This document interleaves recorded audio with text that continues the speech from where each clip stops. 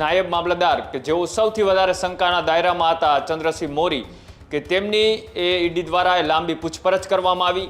ED દ્વારા આજે search operation કરવામાં આવ્યું. એ લગભગ 18 કલાક સુધી ચાલ્યું અને વહેલી સવારથી લઈ અને મોડી રાત સુધી ઈડીની ટીમે અલગ અલગ જગ્યાએ દરોડા પાડ્યા. જિલ્લામાં હજુ પણ અનેક સ્થળો પર દરોડા જે છે તે જોવા મળી રહ્યા છે. તો સાથે જ કલેક્ટરના પીએને ત્યાં પણ હજુ સર્ચ ઓપરેશન જે છે તે ચાલુ હોવાની વિગત મળી રહી છે. ઈડીએ કુલ 5 લોકો સામે ફરિયાદ જે છે તે દાખલ કરી છે. તો સાથે જ વાત કરવામાં આવે તો કલેક્ટરના બંગલે અને નાયબ મામલતદારને ત્યાં કેટલાક સાહિત્યો મળ્યા હોવાની ચર્ચા છે.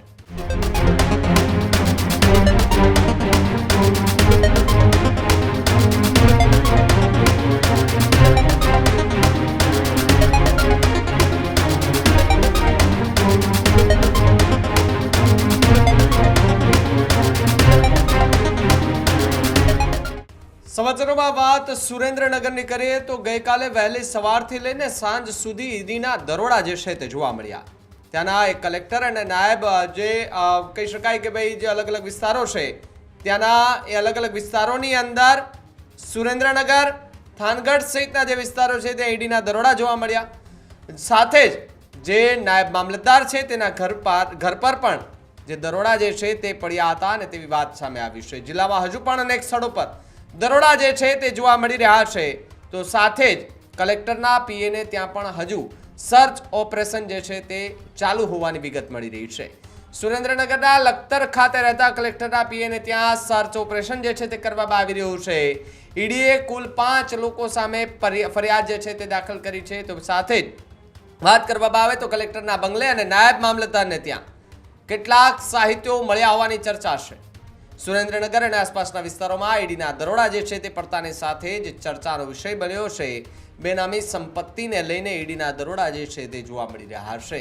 સાથે જ મોટી સંખ્યામાં જે ઈડીના અધિકારીઓ છે તે છેલ્લા 24 કલાકથી સુરેન્દ્રનગર, થાનગઢ અને આસપાસના વિસ્તારોમાં ફરી રહ્યા છે. ત્યારે લખતરમાં રહેતા જે પીએ છે તેના ઘરે પણ દરોડા પાડવામાં આવ્યા હોવાની વિગતો જે છે તે મળી રહી છે. આ દરોડા પાડ્યા તે દરમિયાન મોટી સંખ્યામાં સાહિત્ય જે છે તે પણ મળી આવ્યું હતું. સાહિત્ય મળી આવતાની સાથે જ ચર્ચાનો વિષય બન્યો છે કે શું ખરેખર જે અધિકારીઓ છે તેમણે બેનામી સંપત્તિ જે છે તે હડપવાનો પ્રયાસ કર્યો હતો કે કેમ, એને લઈને પણ સવાલો જે છે તે ઊભા થઈ રહ્યા છે. કૃણાલ મારી સાથે જોડાયા છે. કૃણાલ, જે રીતે બેનામી સંપત્તિને લઈને જે ચર્ચા થઈ રહી છે ને એની વચ્ચે ઈડીના દરોડા સુરેન્દ્રનગર અને આસપાસના વિસ્તારોમાં પડી રહ્યા છે. કલેક્ટર અને સાથે જ હવે અલગ અલગ વિસ્તારોમાં જે છે તે તપાસ શરૂ કરવામાં આવી છે. ગાંધીનગર સુધી એ ચર્ચા જે છે તે પહોંચી ગઈ છે. ઘણું બધું સાહિત્ય મળ્યું હોવાની પણ ચર્ચા અને લાખો રૂપિયાનું એ હિસાબો જે છે તે મળી આવ્યા હોવાની ચર્ચા અત્યારે થઈ રહી છે. બિલકુલ, કાલે વહેલી સવારે 5 વાગ્યાથી લઈ અને રાતના 10 વાગ્યા સુધી એ સુરેન્દ્રનગરની અંદર એ ઈડીના દરોડા પડ્યા. દરોડા પડતાની સાથે જ એ આખા જિલ્લા અને શહેરની અંદર ચર્ચાઓ શરૂ થઈ હતી. ત્યારબાદ એ ખબર પડી કે આ દરોડા બીજે ક્યાંય નહીં પણ એ સુરેન્દ્રનગરના કલેક્ટર, નાયબ મામલતદાર સહિત તેમના પીએ અને ગુજરાત હાઈકોર્ટના એક વકીલ, આ 5 જણા જે શંકાના દાયરામાં હતા એ તમામની ઘરે સર્ચ ઓપરેશન કરવામાં આવ્યા. તમામની ઓફિસોની અંદર જે ડોક્યુમેન્ટ્સ હતા તેમની તપાસ કરવામાં આવી. ત્યારે સૌથી પહેલાં એ સુરેન્દ્રનગરના કલેક્ટરના ઘરે જ્યારે તપાસ કરવામાં આવી ત્યારે 100 કરતાં વધારે એ બેનામી જે ફાઇલો હતી કે જે ખરેખર ઓફિસમાં હોવી જોઈતી હતી એ તેમના ઘરેથી મળી આવી. ત્યારબાદ નાયબ મામલતદાર કે જેઓ સૌથી વધારે શંકાના દાયરામાં હતા, ચંદ્રસિંહ મોરી, કે તેમની એ ઈડી દ્વારા લાંબી પૂછપરછ કરવામાં આવી. 1500 કરોડના બેનામી વહીવટ અને જમીન સંપાદનની અંદર એ કૌભાંડ આચર્યું હોવાની એ શંકા ઈડીને હતી અને દિલ્હીથી જોડાયેલા તાર એ છેક સુરેન્દ્રનગર સુધી હતા અને તાત્કાલિક ઈડીએ આ સમગ્ર લોકોની તપાસ શરૂ કરી. ત્યારે સૌથી પહેલી ધરપકડ અત્યારે ઈડી દ્વારા કરવામાં આવી છે. તો એ સુરેન્દ્રનગરના નાયબ મામલતદાર એ ચંદ્રસિંહ મોરીની કરવામાં આવી છે. તેમને અમદાવાદની ઈડીની વિશેષ કોર્ટની અંદર પણ રજૂ કરવામાં આવ્યા હતા. ત્યારબાદ તેમના 14 દિવસના રિમાન્ડ પણ માંગવામાં આવ્યા છે. અને સાથે જ જે રીતના આની અંદર જે પણ લોકો શંકાના દાયરામાં છે તમામની અત્યારે પૂછપરછ ચાલી રહી છે. તમામના જે ઘરો છે ત્યાં પણ સર્ચ ઓપરેશન કરવામાં આવી રહ્યું છે. અલગ અલગ જે ફાઇલ્સો છે તે ઘરેથી જપ્ત કરવામાં આવી છે અને જે બેનામી સંપત્તિમાં એ કૌભાંડ આચર્યું છે તેમાં આંકડો પણ 1500 કરોડથી પણ વધારે હોવાની અત્યારે શક્યતાઓ દેખાઈ રહી છે. ઈડી દ્વારા આજે સર્ચ ઓપરેશન કરવામાં આવ્યું એ લગભગ 18 કલાક સુધી ચાલ્યું અને વહેલી સવારથી લઈ અને મોડી રાત સુધી ઈડીની ટીમે અલગ અલગ જગ્યાએ દરોડા પાડ્યા.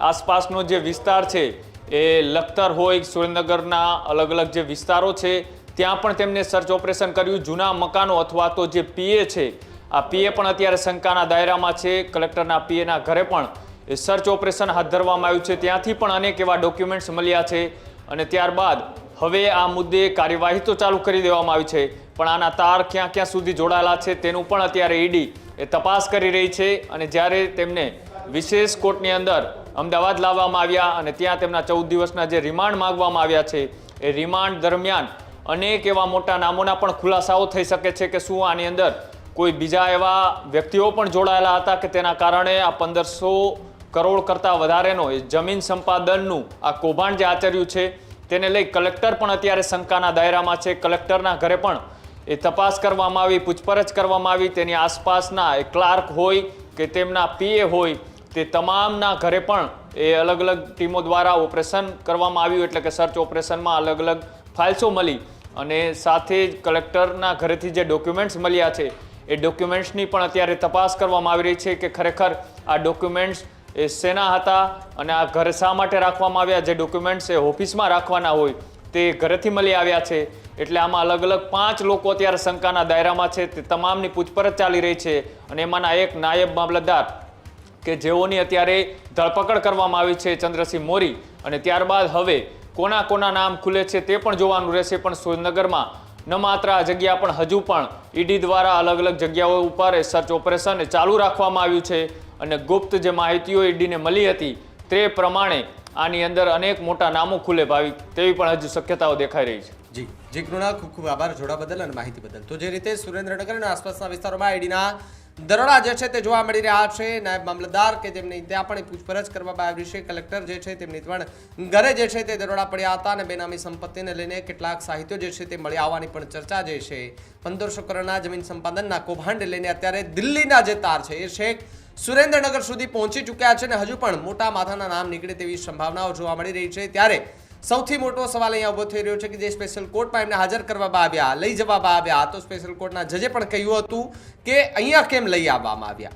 જે ઈડીના અધિકારીઓ છે તેમને ખખડાવવામાં આવ્યા, તો ઈડીના અધિકારીઓ કહ્યું કે ખૂબ મોટો પ્રશ્ન હતો અને ખૂબ સેન્સિટિવ કેસ છે એટલા માટે મહિને અહીંયા લઈ આવ્યા. જો કે એમના રિમાન્ડને લઈને હાલ એક જે પ્રક્રિયા જે છે તે રિમાન્ડની હાથ ધરી દેવામાં આવી છે. ત્યારે હવે જોવાનું રહ્યું કે આગામી સમયમાં ઈડીના દરોડા જે પડ્યા છે અને અલગ અલગ રીતે તપાસ કરવામાં આવી રહી છે, એ તપાસ દરમિયાન હજુ પણ વધુ શું નવું ખુલે છે.